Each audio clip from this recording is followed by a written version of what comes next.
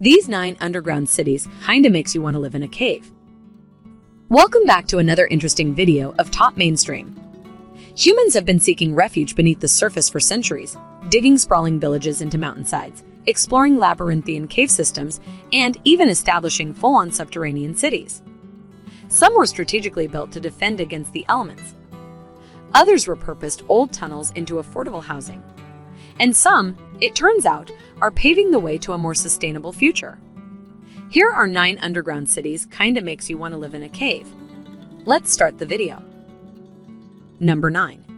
Coober Pedy, Australia. Probably the most well-known destination on this list, Coober Pedy has served as the backdrop for a handful of major motion pictures throughout the years: Mad Max, Beyond Thunderdome, The Adventures of Priscilla, Queen of the Desert, Red Planet, and Kangaroo Jack, all filmed scenes in this remote stretch of South Australia. Many of the town's residents find employment in the opal mining industry. When they're not working, they prefer to stay underground just the same. The scorching desert sun dries high temperatures here well for 9 months of the year. Most locals find relief in the earth through multiple room domiciles, aptly named dugouts. Even if you don't call the place home, you still can live underneath down under by booking a subterranean suite at the Comfort Inn. Number 8. Mattmata, Tunisia. You might recognize the Berber village of Mattmata as the childhood home of one Luke Skywalker. Back in 1976, it doubled as Tatooine in the original Star Wars. But it remains the real-life abode of nomadic cave dwellers who have roamed the region for hundreds of years. Their houses, known as troglodytes, were carved into the earth by hand. Construction began with a large circular opening that eventually served as the courtyard for the rooms that burrow off of it. It has evolved into a popular tourist destination among Tunisia's 9 million annual visitors, many of whom are total nerds. Number 7. During Cuyu Turkey. The Nevşehir province of central Turkey was once home to dozens of underground villages, some of which date back to the 8th century BC. Largest among them was this multi-level city that held more than 20,000 residents. It featured all the trappings of civilized life: stores, schools, chapels for prayer, and shafts to pipe in water from the surface.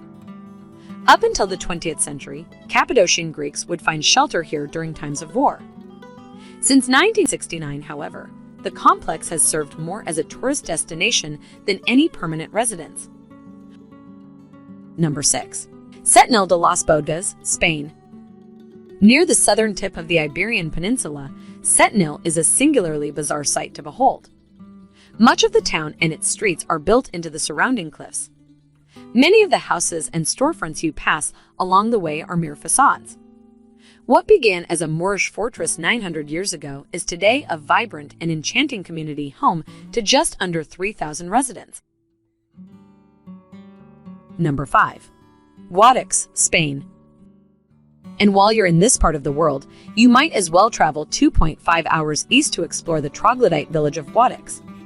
About 2,000 underground houses are scattered across the landscape, dug into the compacted tuff. Locals are known for their welcoming ways and often invite passers-by to venture inside as guests to their unlikely domiciles. If you're more down with an upscale experience, book a room at Casas Cuevas Almagras y Centro de Interpretación Habitat Troglodita Almagras. The 5-star hacienda is burrowed into a sandstone outcropping on the edge of town. If you are enjoying this video, then do consider to subscribe to our channel. We bring such cool and interesting videos to entertain you on a regular basis. Number 4. Walix the Salt Mine, Poland. Though not an active city per se, this 2,400-acre World Heritage Site just outside Krakow is still worthy of a mention. Up until about 2007, the nearly 800-year-old Walix mine wasn't doing much other than producing table salt. But commercial mining operations were shut down and the caverns were transformed into something much more exciting. An underground complex filled with dozens of tourist attractions, including ornate chapels, art and sculpture galleries, an enormous underground lake, a health resort, an underground ferry and train, concerts and performances, and more. Number 3. Mattmata, Italy.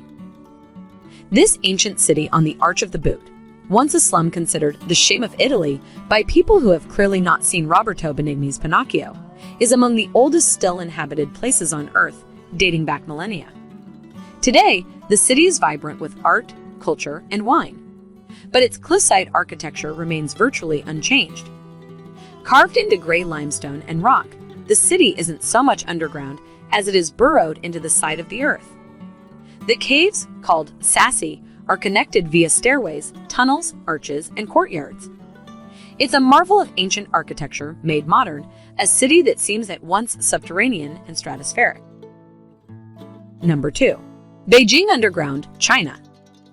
As one of the largest and most densely populated cities on the planet, Beijing places quite the premium on space, which is why approximately 1 million residents opt to live under the earth at bargain basement prices. They are known locally as Shuzu, literally the rat tribe. During the Cold War, Mao Zedong ordered the excavation of some 20,000 bomb shelters to protect citizens from potential Soviet strikes. The tiny, windowless network of boxes, ranging in square footage from 30 to 300 each, were converted into hostel rooms in the 1980s.